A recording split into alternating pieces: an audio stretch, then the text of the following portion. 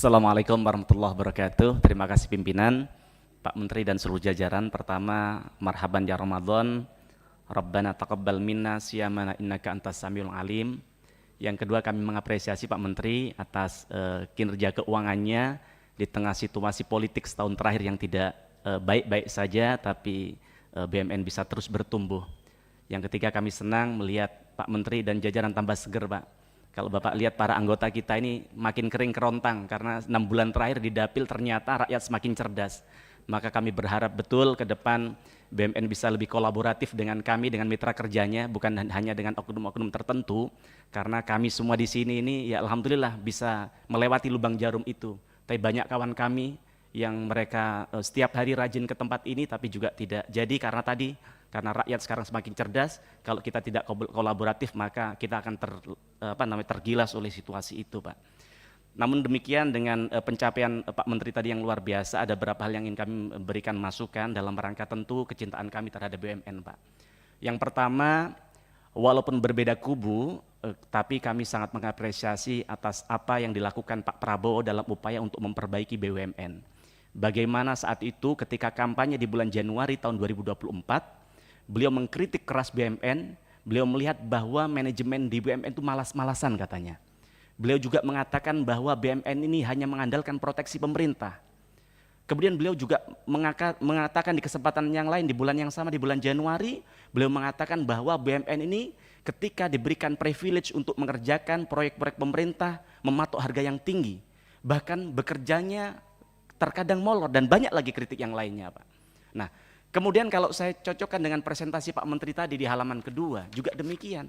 Jadi kalau kita lihat amburadulnya pengelolaan BUMN terlihat dari usulan dan realisasi BUMN sepanjang tahun 2020 hingga tahun 2024 yang senilai 226,1 triliun yang Pak Menteri paparkan tadi.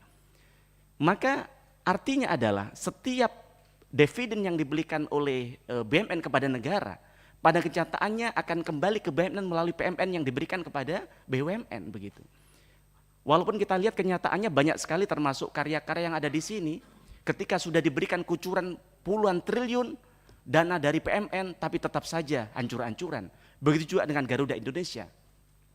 Kemudian kalau kita lihat di bulan Maret baru-baru ini, Pak Prabowo juga mengkritik keras BUMN. Saya jadi heran, kenapa Pak Prabowo kembali mengkritik BUMN?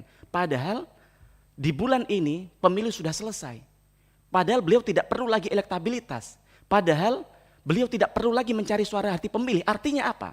Artinya BUMN di mata Pak Prabowo benar-benar tidak baik-baik saja begitu. Maka saya tidak bisa bayangkan ketika nanti misalnya tiba-tiba siapa tahu Pak Prabowo terpilih menjadi presiden.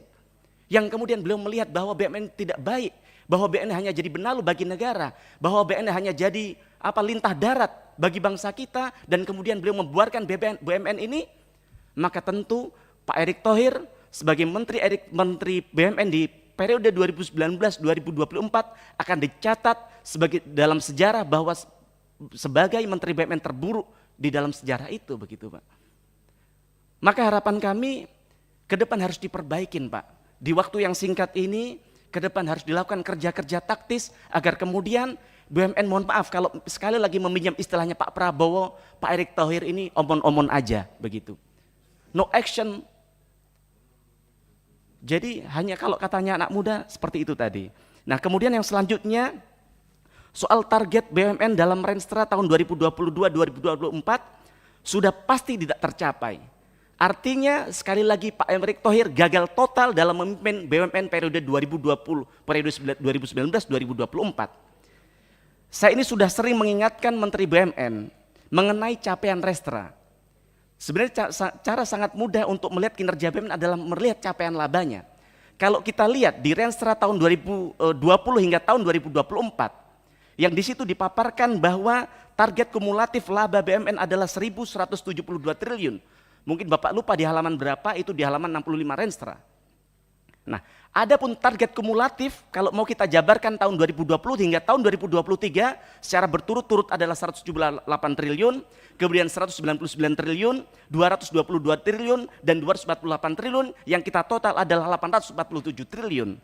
Sedangkan capaian laba seperti yang dipaparkan oleh Pak Erick Thohir tadi, ketika kita pantau dari tahun 2020 hingga tahun 2023 secara berturut-turut hanya 13 triliun, kemudian 125 triliun, 309 triliun, dan kemudian seperti yang dipaparkan soal asumsi 2023 yaitu 292 triliun, yang artinya totalnya hanya 739 triliun. Yang kalau kita kemudian kita cek gapnya adalah ada 108 triliun yang tidak tercapai. Kemudian ditambah target laba tahun 2024 yang di dalam Renstra disebutkan yaitu 325 triliun, maka ditambah gap yang ada, totalnya saya hitung-hitung tadi adalah 433 triliun. Nah, maka kami tidak habis di akal pikir kami, hal ini akan tercapai di periode akhir Bapak.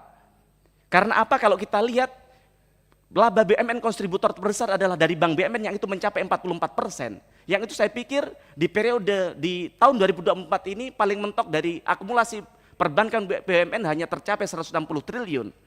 Maka sekali lagi hal yang Bapak lakukan selama ini ya seperti yang disampaikan Pak Prabowo tadi, hanya sekedar omong-omong saja.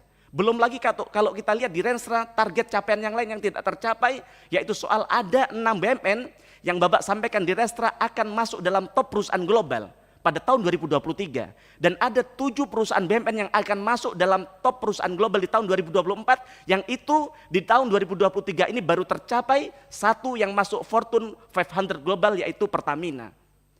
Maka harapan kami ke depan hal ini perlu untuk kemudian dilakukan langkah-langkah taktis agar kemudian bisa mencapai target-target yang sudah Bapak paparkan di Renstra 2020-2024.